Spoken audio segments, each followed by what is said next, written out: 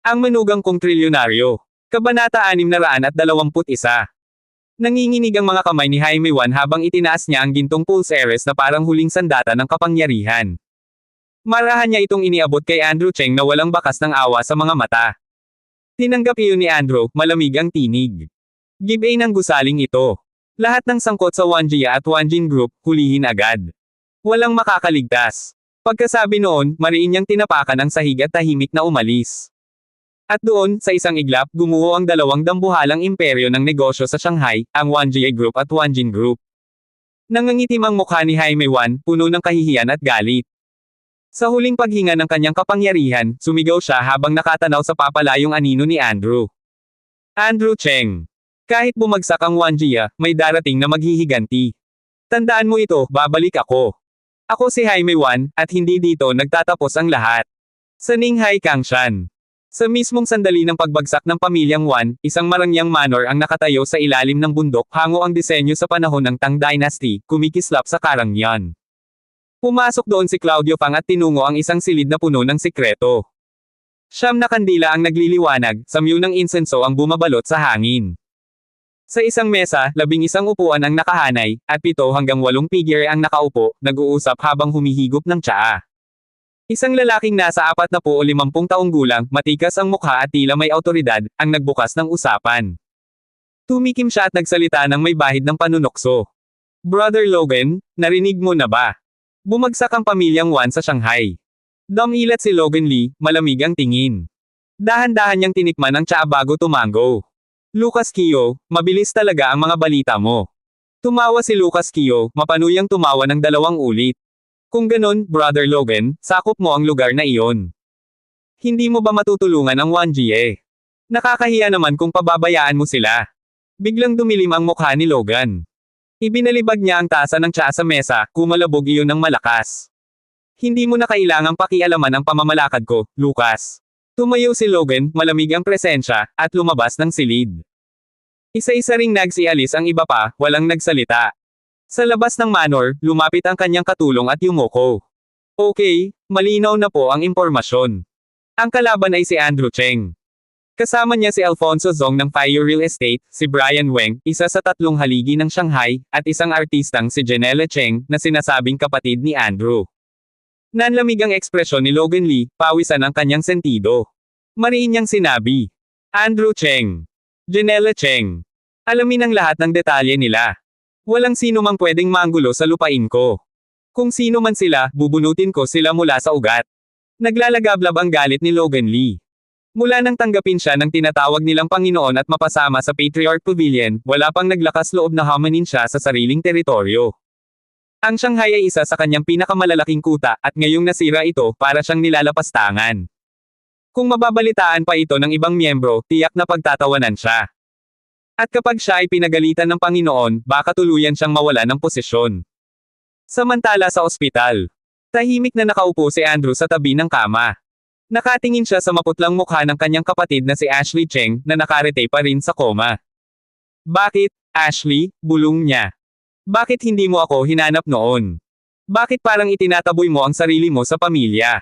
Siksik ang dibdib niya sa mga tanong na walang kasagutan. Dumating si Marian Yang, kasama si Milzen, na masayang yamakap agad sa kanyang ama. Nang makita ng bata ang babae sa kama, nanlaki ang kanyang mga mata. Papa, siya ba si Auntie? Inosenteng tanong ng bata, kumikislap ang mata. Ngumiti si Andrew at marahang hinaplos ang buhok ni Milzen. Oo, anak. Natutulog lang siya. Huwag kang maingay. Lumapit si Milzen sa kama, hinawakan ng malamig at maputing kamay ni Ashley. Sa boses na parang kampanilya, tinawag niya. Auntie, gumising ka na. Baka maarawan ang puwit mo, pagalitan ka pa ni Papa. Ang inosenteng salita ng bata ang tila kumatok sa kaluluwa ni Ashley. Gumalaw ang kanyang mga daliri, kumurap ang mata, at dahan-daang dumilat. Ashley! Sigaw ni Marian, nangingilid ang luha. Doktor! Bilasan ninyo! Utos ni Andrew, halos manginig ang boses. Mabilis na pumasok ang doktor at sinuri si Ashley. Maya-maya'y ngumiti ito. Wala nang malaking problema. Ang kailangan na lang ay pahinga at tamang paghilom ng sugat. Bumantong hininga ng maluwag si Andrew, tinulungan niyang umupo si Ashley at inayos ang unan. Ngunit nang ipakilala niya si Marian, hindi agad tumugon si Ashley. Ang katahimikang iyon ay parang espada na nakabitin sa ere. Tumakbo si Milzen at masayang yamakap. Auntie. Ngumiti si Ashley at hinaplos ang ulo ng bata, bakas ang pagmamahal sa kanyang mga mata. Pero nang tumingin kay Marian, malamig ang tingin. Paglabas ni na Marian at Milzen, agad niyang tinanong ang kapatid. Kuya, buntis na naman ba siya? Tumango si Andrew, nag-aalangan. Manam. Oo. Tahimik na uminom ng tubig si Ashley bago bumaling muli kay Andrew, mariin ang boses. Kuya, kung sakaling hindi ko siya magustuhan, pipiliin mo ba ako o siya? Nanlaki ang mata ni Andrew, natigilan. Nahulog ang hawak niyang kutsilyo sa lamesa. Ashley, bulong niya. Hindi siya nakapagsalita. Ngumiti si Ashley, ngunit may pait. Kung sakaling sabay kaming mahulog sa tubig, sino ang una mong ililigtas? Parang binuhusan ng yelo si Andrew. Hindi niya alam kung paano sasagutin. Bago pa siya makasagot, tumawa si Ashley ng mahina, at bumulong. Sige na, biro lang. Tawagin mo na siya. Gusto ko siyang makausap, kami lang. Kinurot ng kaba ang puso ni Andrew. Alam niyang hindi basta-basta ang ibig sabihin ng kanyang kapatid. Pero nang makita ang malamig ngunit malinaw na mga mata nito, wala siyang nagawa kundi lumabas at tawagin si Marian. Hinawakan niya ang braso ng asawa bago ito pumasok, pakiusap ang tinig. Mahal ko, kahit anong sabihin niya, huwag kang magagalit. Pakiusap para sa akin. Ngumiti si Marian, banayad na hinaplos ang kamay ng asawa.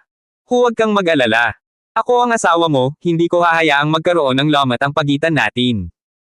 Magiging maayos kami. At dahan-daang nagsara ang pintuan. Sa loob ng ward, nagsimula ang paghaharap ni na Ashley Cheng at Marian Young, isang banggaan ng dalawang mahalagang babae sa buhay ni Andrew. Kabanata 622. Ang pagtatagpo ng isang siglo sa pagitan ni na Marian Young at Ashley Cheng ay tumagal ng mahigit kalahating oras. Ngunit para kay Andrew Cheng, ang 30 minutong iyon ay tila isang habang buhay na paghihintay. Hindi siya mapakali, naglalakad pabalik-balik sa pasilyo ng ospital, bawat yapak ay puno ng kaba at bigat. Ano kaya ang pinag-uusapan ng kapatid ko at ni Marian? Huwag naman sanang ibunyag ni Ashley ang tunay niyang pagkatao. Creeing. Bumukas ang pinto, at lumabas si Marian. May pagtatakang sumulyap siya kay Andrew. Agad namang sumugod si Andrew, halatang hindi mapakali. Anong sinabi niya sa iyo? Halos pabulong ngunit nanginginig ang tinig ni Andrew. Ang pagkakakilanlan mo, malamig ngunit diretso ang sagot ni Marian. Parang biglang bumagsak ang mundo ni Andrew. Shit! Talaga bang sinabi ni Ashley? Ako, anong pagkakakilanlan ko? Pilit niyang ikinubli ang kaba, kinamot ang batok, at nagpilit ng ngiti, ngunit halata ang peking anyo nito. Kumunat ang noo ni Marian at tinitigan siya ng mariin. Talaga bang wala kang gustong sabihin sa akin, Andrew? Nagtagal ang katahimikan bago siya nakasagot. Wala. Tumango si Marian. Hindi naman niya inamin. Ang sinabi lang ni Ashley, ang pagkatao mo ay hindi pangkaraniwan. Pero, hindi pa raw panahon para sabihin mo sa akin ang lahat. Parang nabunutin ng tinek si Andrew. Nakahinga siya ng maluwag. Buti naman. Ngunit biglang tumalim ang tinig ni Marian. Andrew. Napalingon siya agad. Bakit? Kung may tinatago ka talaga, sana balang araw, sabihin mo sa akin ang totoo. Dahil asawa mo ako. Ama ka ni Milzen. At ama ka rin ng anak na nasa sinapupunan ko. Naiintindihan mo ba? Ang mga mata ni Marian ay nagliliyab, puno ng bigat at pagmamahal na naghihintay ng katotohanan. Parang natigilan ang oras. Hindi agad nakapagsalita si Andrew. Sa huli, marahan siyang tumango. Naiintindihan ko. Inihatid niya si Marian at ang kanilang anak palabas ng ospital. Habang pinagmamasdan niya ang likod ng sasakyan, para bang may mabigat na batong nakapatong sa kanyang dibdib. Hindi pa panahon. Hindi pa niya kayang ibunyag ang lahat. Sa kanyang isip, malinaw ang larawan ng darating na unos. Ang mga taong nasa likod niya ay gumagalaw na. Ang nangyari sa pamilya Fang sa Ninghay ay patunay na mas komplikado at mas mapanganib ang mga kaaway kaysa sa kanyang inaasahan. Idagdag pa ang nangyari kay Ashley, at ang aksidente ng kanilang ina, mas lalo niyang naramdamang kailangang mag-ingat. Hanggang hindi siya handa, kailangang manatiling lihim ang lahat. Dahil sa oras na ipahayag niya ang kanyang tunay na pagkatao, iyon na ang hudyat ng isang digmaang hindi na niya matatakasan. At ayaw niyang madamay si Marian, si Milzen, at ang sanggol na paparating. Pagbalik niya sa ward, naroon si Ashley. Una nilang pagkakataon na magkasama bilang tunay na magkapatid, na silang dalawa lang. 13 taon ang lumipas. 13 taon ng katahimikan. Kamusta ka na nitong mga nakaraang taon? Sa huli, si Andrew ang sumire sa katahimikan, puno ng pag-aalala ang tinig. Maayos naman. May mga taong naging mabait sa akin, sagot ni Ashley, nakatanaw sa bintana, tila malayo ang iniisip. Hinahanap kita. Bakit hindi ka bumalik para hanapin ako? Tanong ni Andrew, may halong sakit ang bawat salita. Nanatiling tahimik si Ashley, ngunit nang lingunin niya si Andrew, kumikislap ang luha sa kanyang mga mata. Kuya, maraming bagay ang hindi na maibabalik. Nanginig ang dibdib ni Andrew. Ikaw ang kapatid ko. Prinsesa ng pamilya Cheng. Walang makapipigil sa akin kung gugustuhin kong ibalik ka sa Changsen Island. Kahit buong mundo pa ang hamarang. Umiling si Ashley, pinunasan ng luha, at pinilit ngumiti. Kuya, gusto ko munang magpahinga. Walang nagawa si Andrew kundi tumango at lumabas. Ngunit bago siya lumisan, napansin niya ang batok ni Ashley, isang maitim ubing marka na parang tato. Pamilyar ito. Parang susi sa isang misteryong matagal na niyang gustong mabuksan. Makalipas ang 20 minuto, isang figure ang lumitaw sa ward. Isang babaeng kaakit-akit, nakasuot ng pulang trenchcoat, itim na see-through na blusa, at matataas na takong. Ang kanyang mga labi pulang-pula, ang bawat hakbang ay nag-aalab ng puwersa at tiwala sa sarili. Sulit ba ito? Malamig niyang tanong habang umuupo sa tabi ng kama ni Ashley. Ngumiti si Ashley, may pait sa tinig. Hindi mo naiintindihan. Siya ang kuya ko. At sa ganitong paraan, magkakaroon ako ng mas maraming initiative. Tumango ang babae. Si Veronica Wei. Gusto mo ba akong magpadala ng tao? Hindi na kailangan, Ate Nika. Kaya ko ito. Kapag maraming tao, mas lalo lang magdududa si kuya. Umiling si Veronica at ngumiti ng mapanokso. Pinapunta ako ng boss para magbigay ng mensahe. Kung hindi mo na kaya, umatras ka bago maging huli ang lahat.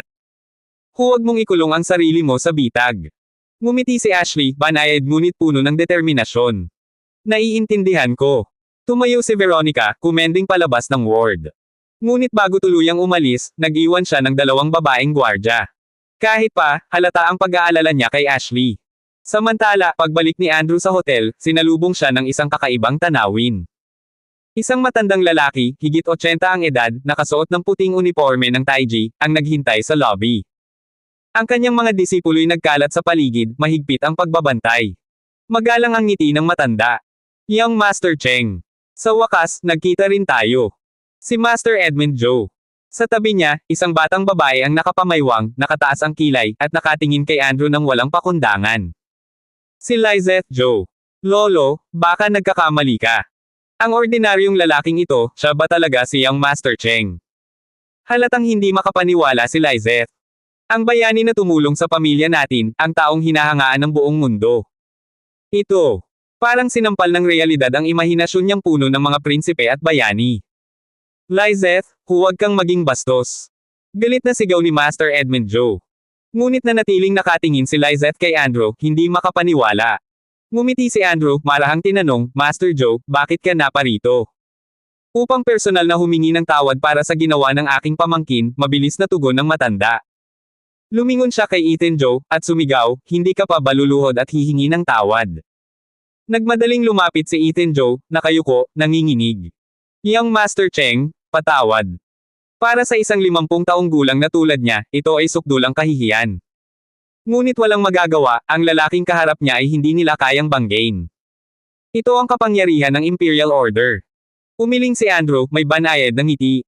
Hindi na kailangan. Kung ganyan ang gagawin, parang hindi na ako tao. Natawa si Master Edmund Zhou, at pagkatapos ay nag-imbita, puno ng paggalang. Young Master Cheng, may maliit na World Martial Arts Exchange ngayong gabi. Mga mandirigma mula sa iba't ibang bansa ang darating. Ikalulugod kong samahan ninyo ako. Bago pa makasagot si Andrew, sumingit si Lizeth, halos sumabog sa galit. Grandpa, alam mo ba kung gaano kahalaga ang pagtitipong iyon? At dadalhin mo lang ang lalaking ito. Kapag lumaban siya, hindi ba't kahihiyan ang aabutin natin sa harap ng buong mundo? Kabanata 623. Hindi mapakali si Lizeth Zhou. Simulat sa pool, naniniwala siya na si Master Zhou ay matanda na at wala nang malinaw ang isip. Bakit naman kasi dadalhin pa niya ang isang ordinaryong tao dito? Hindi ba't kahihiyan iyon sa pamilya Zhou? Lalo na ngayong gabi, naroon ang napakaraming banyagang panauhin. Halos lahat ay kasapi ng World Martial Arts Association. Sa ngalan, para raw ito sa palitan ng kaalaman at diskusyon. Ngunit sa katotohanan, isa itong tusong plano, isang sabayang pagsalakay ng mga banyagang barbaro laban sa pambansang sining ng China. Ngayong gabi, malinaw ang layunin nila, Year-Okon at ipahiya ang mga tunay na sining marshal ng bansa. At higit pa rito, kung sino man ang susunod na mauupo bilang Pangulo ng World Martial Arts Association, siya ang magkakaroon ng kapangyarihang magtakda ng direksyon ng buong mundo ng martial arts. Kaya naman, lahat ng mga pangunahing pamilya ng martial arts sa bansa ay naghanda ng todo. Ngunit heto, ang lolo niya, si Master Edmund Joe, nagdala ng isang lalaking payak ang itsura. Hindi yun matanggap ni Lizette. Talaga bang ito ang tinatawag nilang Young Master Cheng? Ang alamat na sinasabing tumulong para mapasama ang pamilya Joe sa mismong lupo ng World Wushu Association. Kalokohan. Bulalas ni Lizette, hindi maitago ang inis. Ngunit agad siyang sinaway ni Edmund Joe, ang matanda. Lizette, huwag kang bastos kay Young Master Cheng. Pagkasabi niyon, hinarap niya si Andrew Cheng at nagbigay ng paghingi ng tawad. Young Master Cheng, patawarin mo. Ako'y nagkulang sa pagdidisiplina. Pasensya ka na, medyo padalos-dalos si Lizette. Bahagyang ngumiti si Andrew Cheng at tiningnan ang dalaga. Sa tingin mo ba'y wala akong kakayahan? Mariing tumitig si Lizette at mariing tinuran. Tama ka. Kahit pa ikaw si Young Master Cheng, naniniwala akong pera lang ang sandata mo. Dito sa palitan ng martial arts, wala kang silbi. Hindi mo nga kaya akong talunin. Diretsong magsalita si Lizette, ang tipikal na ugaling tuwiran ng isang batang lumaki ng palaban. Ngumiti lamang si Andrew at umiling. Master Joe, maganda ang ugali ng apo mo. Diretso at walang paligoy-ligoy. Napilitan si Edmund Joe na ngumiti, bagamat halata ang kaba. Hayaan mo na. Patawarin mo siya. Bata pa. Ngunit lalo lamang nina si Lizette. Mariin niyang tinapakan ang sahig, tinaas ang kanyang kilay, at mariing sumigaw. Anong ibig mong sabihin? Huwag mo akong maliitin. At bago pa makapigil ang lolo niya. BUMULUSOK si Lizette. Isang mabilis na palo ng palad, diretsyong tinarget ang dibdib ni Andrew Cheng. Gusto niyang ipamoko rito na hindi siya basta-basta. Ngunit, sa isang iglap lamang, ngumiti si Andrew. Bahagyang umiwas, iniangat ang kamay, at mahigpit na hinawakan ang pulang palso ng dalaga. Napasinghap si Lizette, nagulat. Paano niya naitentiya ang galaw ko? Kaya't agad niyang ginamit ang kanyang mahahabang binti, isang malakas na sipa sa leeg ni Andrew. Subalit para bang nakita na iyon ni Andrew bago pa man mangyari. Isang mabilis na kilos, at sa isang kisap mata, nakapulupot na rin ang isang kamay niya sa ankle ni Lizette. Sa loob ng ilang segundo, parehong palso at bukong-bukong ng dalaga ay hawak na hawak ni Andrew. Parang isinakdal ng bakal. Bitawan mo ako. Sigaw ni Lizette, namula ang mukha. Pakiramdam niya'y nilapastangan siya. Buong buhay ko, ni minsan walang lalaking nakahawak sa akin ng ganito, ngayon pa. Ngunit mariin lamang na umiling si Andrew. Mahina. Ang puwersa mo ay puro palabas. Bago pa mandama po, kalahati ng lakas mo'y naglaho na. Matapos iyon, binitiwan niya si Lizette na ngayon nanginginig sa galit at hiya. Young Master Cheng, nagmamadaling wika ni Edmund Joe, nakangiti ng pilit. Patawarin mo siya. Bata pa. Simula pagkabata, pinalaki sa layaw. Oo, sinanay ko siya sa martial arts mula 8 taong gulang pero kailanman hindi siya sumabak sa tunay na labanan. Kaya huwag ka nang magtaka. Ngumiti lang si Andrew, walang anumang galit sa kanyang mukha. 2 taon akong sinanay ni General Manuel Chu. Natutunan kong lumaban ng totoo, hindi palabas. Si Lizette, sayang, pawang pampikito lamang ang sining na alam. Ngunit si Lizette ay naningkit ang mata, nagngit-ngit at bumulong. Grandpa, sinadya niya akong gawing katawa-tawa. Tama na. Single ni Edmund, may bigat ang tinig. Kung magpapakasutol ka pa, ipapakulong kita. Nipaurong si Lizette, nanahimik, at mariing ngumuso. Young Master Cheng, halika. Tinapik ni Edmund si Andrew at inaya palabas. Sandaling nagpadala ng mensahe si Andrew kay Marian Young, nagpaliwanag na may aasikasuhin pa siya. Pagkatapos, nag-utos siya sa mga tauhan ni Brian na bantayan ang paligid ng hotel bago siya sumama kay Edmund Joe. Hindi nagtagal, nakarating sila sa Dragon Hall, isang marangyang bulwagan ng martial arts na warrior isinilang pa noong dinastiyang Tang. Pula ang mga parol, mataas ang arko ng pintuan, at nakatayo roon ang dambuhalang, Double Dragon Gate. Sa harapan, nagkumpol ang mga mamahaling sasakyan. Ang bawat papasok ay mga tanyag na personalidad, mga miyembro ng World Wushu Association mula sa iba't ibang bansa. Doon nakita ni Andrew ang mga martial artist ng karatig bansa.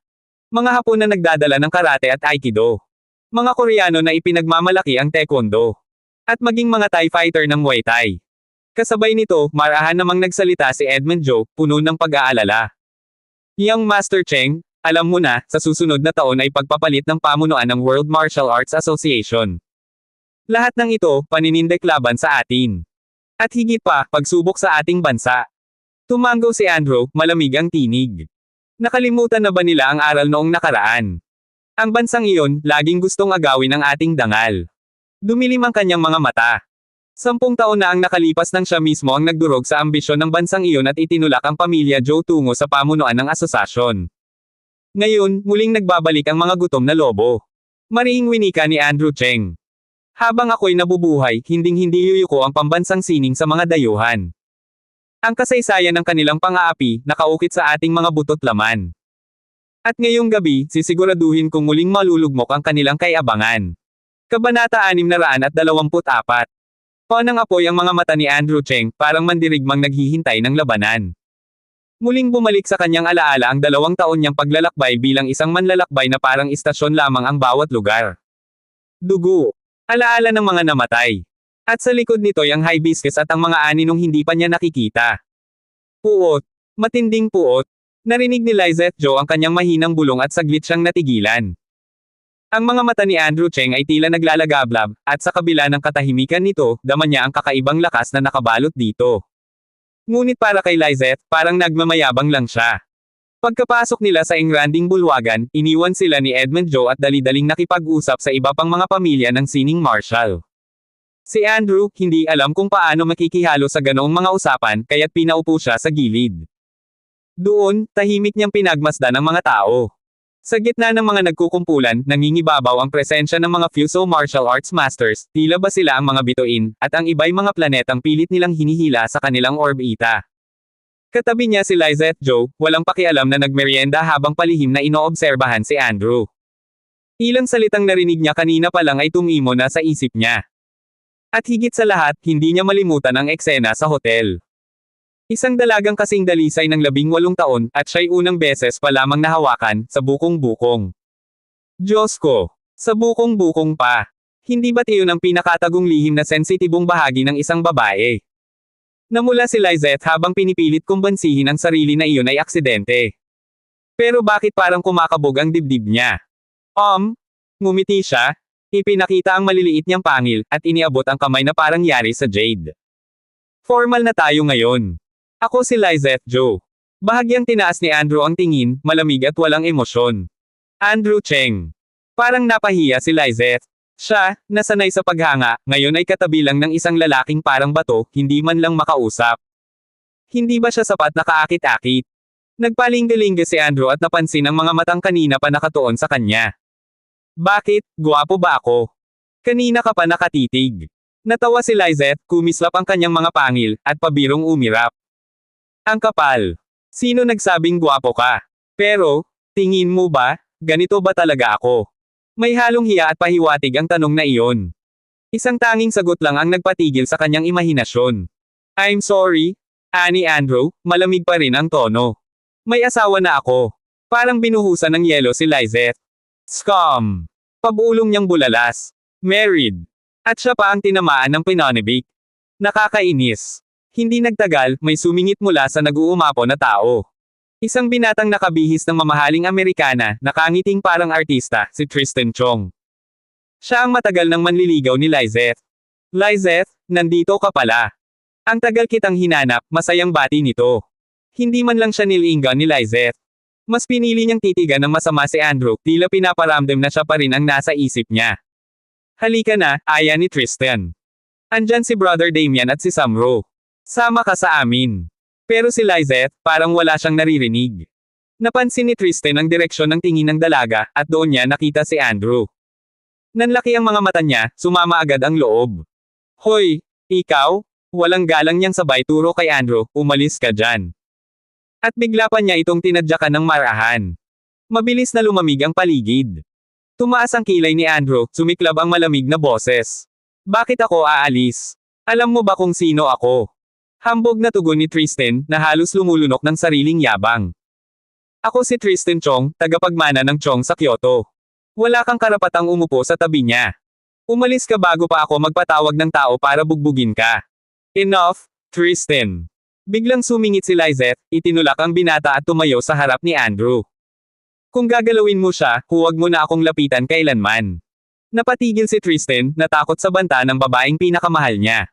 Lizette, sorry na? Huwag kang magalit, please.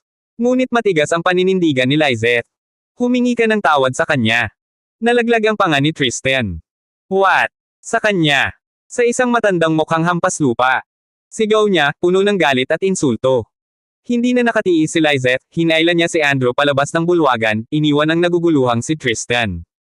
At habang pinapanood sila ng mga kabataang sosyal na nakatambay sa labas, nagkatinginan sila't nagbuntong hininga. Lintek, bulong ng isa, halos hindi makapaniwala. Si Lizette Joe, may hawak na kamay ng ibang lalaki. Patay na ang reputasyon ni Tristan.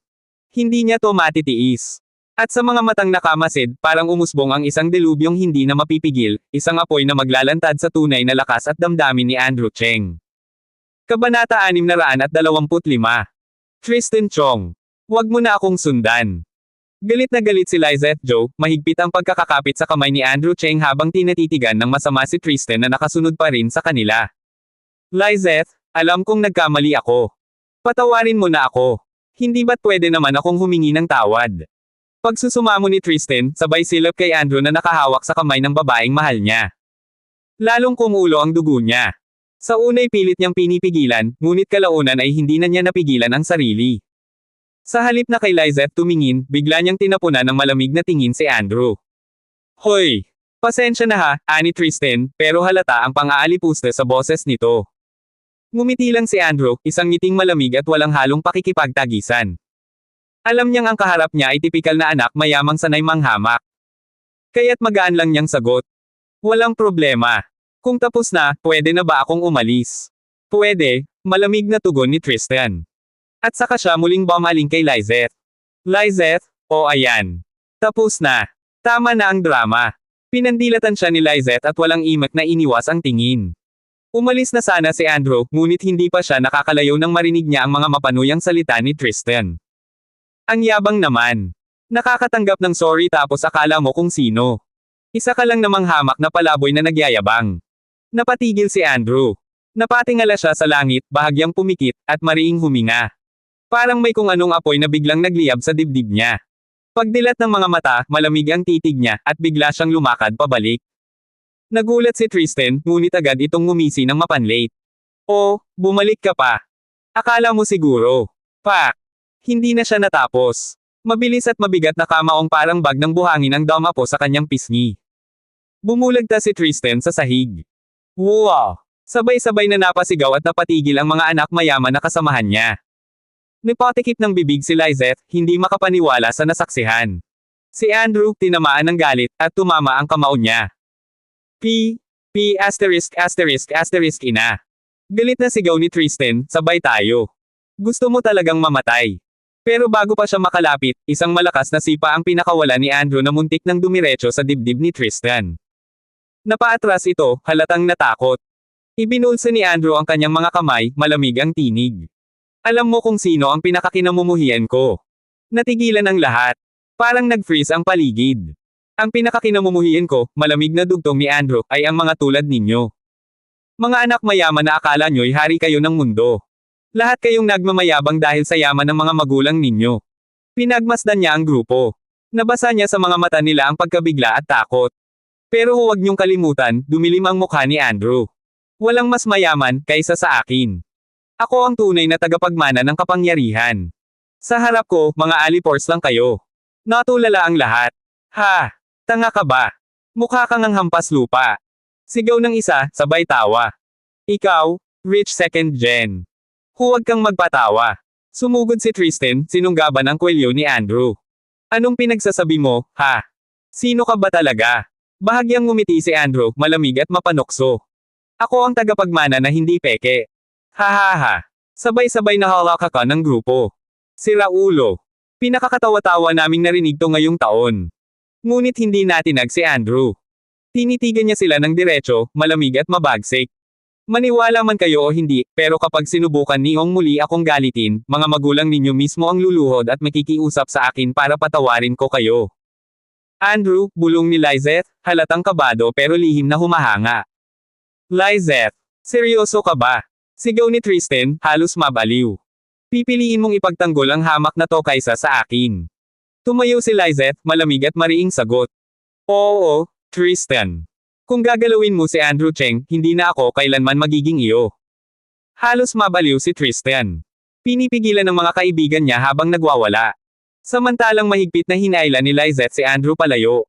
Ngunit bago pa sila makalayo, biglang lumabas mula sa Dragon Hall ang ilang kalalakihang pawang kilalang negosyanteng Koreano, kasama ang ilang miyembro ng pamilyang Chong. Tristan.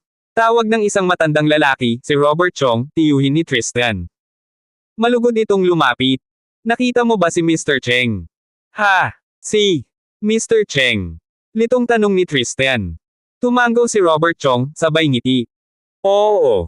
Yung lalaking kasama ng dalaga ng pamilyang Zhou kanina. Siya si Mr. Cheng, ang kinikilalang haligi ng Xiangjiang, Jinling, at buong Dragaonan District. Isa sa pinakamakapangyarihang tao ngayon. Parang gumuho ang mundo ni Tristan. Unti-unti siyang nanginig, at butil-butil ang pawis na dumaloy sa kanyang noo. Siya. Yung mukhang hampas lupang lalaki kanina, siya ang Mr. Cheng. Nagkatinginan ng mga anak mayaman. Lahat sila napasinghap, namutla, at halos mawala ng malay sa biglang pagbaligtad ng sitwasyon. At si Tristan, nanlalaki ang mga mata, halos bumigay ang tuhod. Pangan ang mga susunod pang kabanata ng Ang Manugang Kong Trilyonaryo. For more updates, please subscribe to my YouTube channel and don't forget to like and share. Thanks for your support.